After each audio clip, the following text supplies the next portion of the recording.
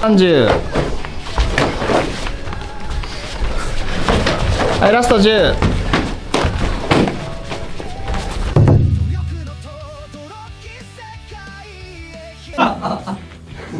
ちっちゃ。 M サイズ。い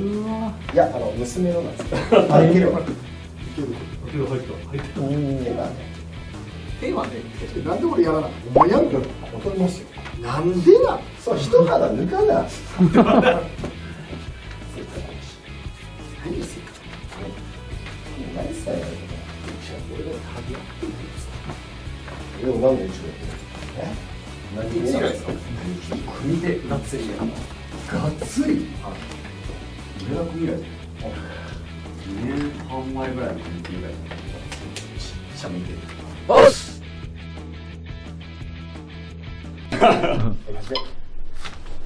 お願いします。では4年半ぶりのスパ解説していきたいと思います。この辺の地味なやり取りあんまり多分伝わんないですよね。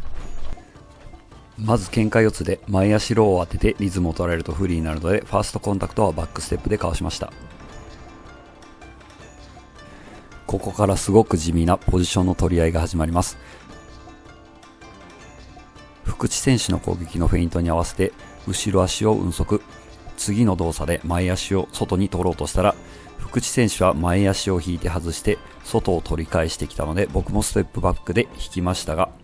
福地選手が僕と同様に後ろ足を運足、前足で外を取る動きを見せたので、壁際を避けるためにも僕はステップで間合いを外しています。ちなみに解説すると細かいですが、このあたりはトップ選手であれば長年の稽古で、感覚的に安全なポジションをキープするというのを本能的に取れるようになっています。今のを分かってから見ると同じ映像でも気づける情報量が大きく違うと思います。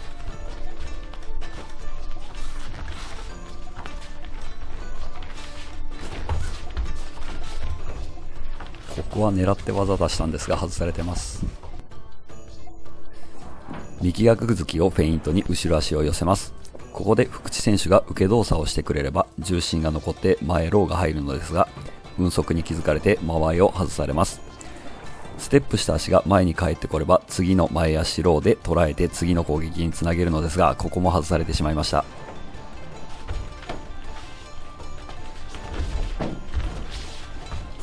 この辺の緩急はさすがですね。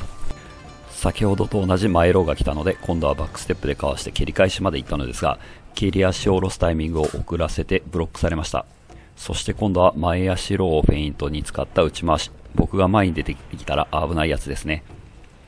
次の瞬間膝抜きを使った急加速の逆突き、僕は流しながら下段払いでさばいたんですが、福地選手がまっすぐならカウンター当たるんですが、完全に外ポジションに、取られたのでカウンターいけませんでした。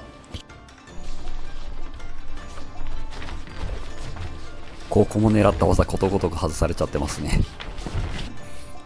福地選手が僕の間合いで重心を落としたので、先ほど以上に右逆突きのフェイントの意識を強く乗せて後ろ足の運足を隠して左ローに行こうと思ったんですが、かわされました。ただ次の瞬間福地選手が前にステップしたので、よしと思って通常なら当たるタイミングで三日月蹴りに行ったんですが、これも直前に察知してかわされ、このタイミングでも完全にかわされちゃうのかと思って思わず首かきしげちゃってますね。ポジション取りやステップでかわしたり外したりする技術が4年半前よりも格段に上手くなっていて、こちらの安全を確保しつつ当てていくという技術が通用しなくなってました。正直今回のコラボでこの一番打ち合っていない1本目のスパーが最も間合いが合わなくて、僕的に一番スタミナを消費したスパーリングでした。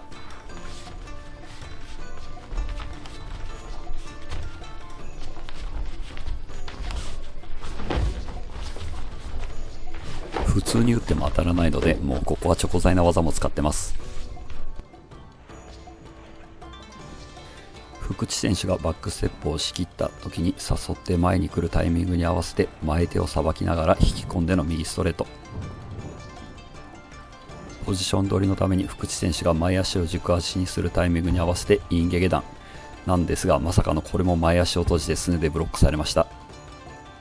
なんとここまで来てスパーリングまだ50秒しか解説してないことを気づいたので、ちょっとペース上げたいなと思います。ここは福地選手の仕掛けがうまいんですよね。福福地選手が僕と同じ逆突きのフェイントで運足を隠して前ローを使ってきたので、流しでかわして福地選手が前足を前に置くタイミングに合わせてカウンターに行こうと思ったら、外にポジショニングしてカウンターにカウンターを合わせに来たので、打つことをやめて流します。ここで福地選手が後ろ足で運足するので、僕は当然後ろ足を前に出すのですが、これが仕掛けで左の蹴りが来ました。しかも上段か中段かわからない軌道の蹴りのフォームだったので、バックステップでかわして受けるのを避けました。僕も上段か中段かわからない蹴りを返そうとしましたが、そもそもその後蹴りが成立する間合いにとどまってくれませんでした。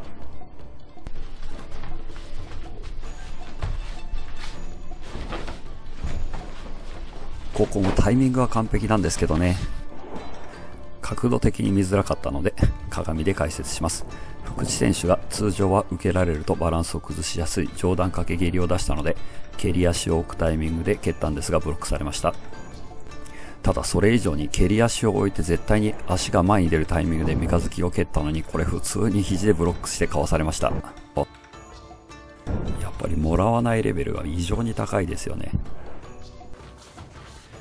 この辺りはお互いポジションを取り合いながら相手の攻撃が間合いで外す感じですね。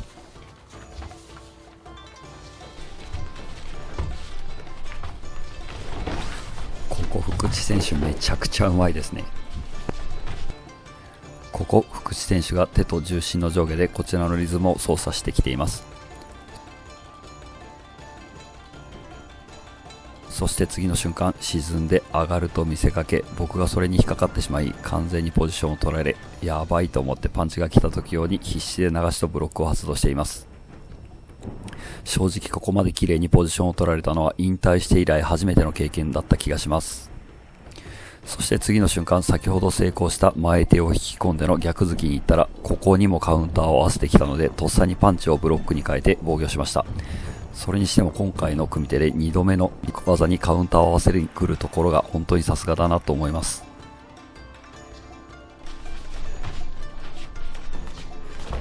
ここも防がれちゃいましたね。対サウスポーの前足ローを誘って、ローが来た瞬間に前足をずらしてから流してカウンターの右ストレート。蹴りを流されたことで相手は蹴りの反作用が使えないのでバランスを崩しやすいはずなんですが、ちゃっかり受け流されました。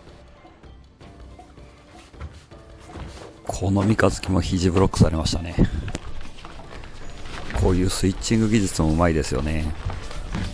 これは今回初めてですね。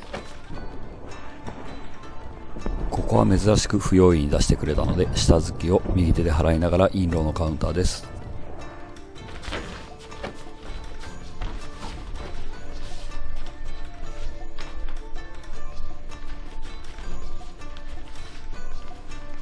ここも誘ってきてますよね。福地選手が体を正面に向けた状態で片足になったので、当然がラッキーになるボディを狙いに行きます。ここで福地選手が左背を合わせてきたので、ボディへのワンツーが防御しながらになって浅くしか入りませんでした。これ相手が左ボディから入ってくるタイプならカウンターでハイキックを当てるにはいい仕掛けだなと思いました。ちなみにここでも福地選手が前にステップインするタイミングに合わせて三日月を蹴ってるんですが、半身になることでかわされました。ここはお互いカウンターの打ち合いですね。ここ福地選手が左ストレートのフェイントで僕のガードを誘って左レバーに来たので、それを右肘でさばきながら左の下突きのカウンターを打ちます。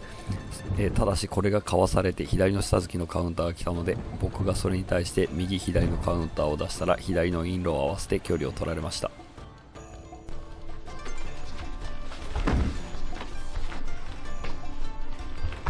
正直4年半前より格段に防御も間合い操作も上手くなっていて、ここまで来ると次のラウンドでももしこちらがリスクを取らないスタイルで組み手をしたら、いくらフェイントを増やしても攻撃を当てるのも難しいだろうなというのが1本目の率直な感想でした。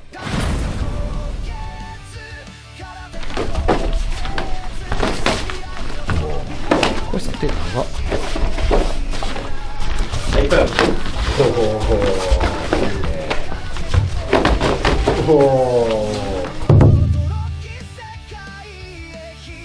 突き、下段、中段で技ありを取る方法、だいぶまとめてきましたね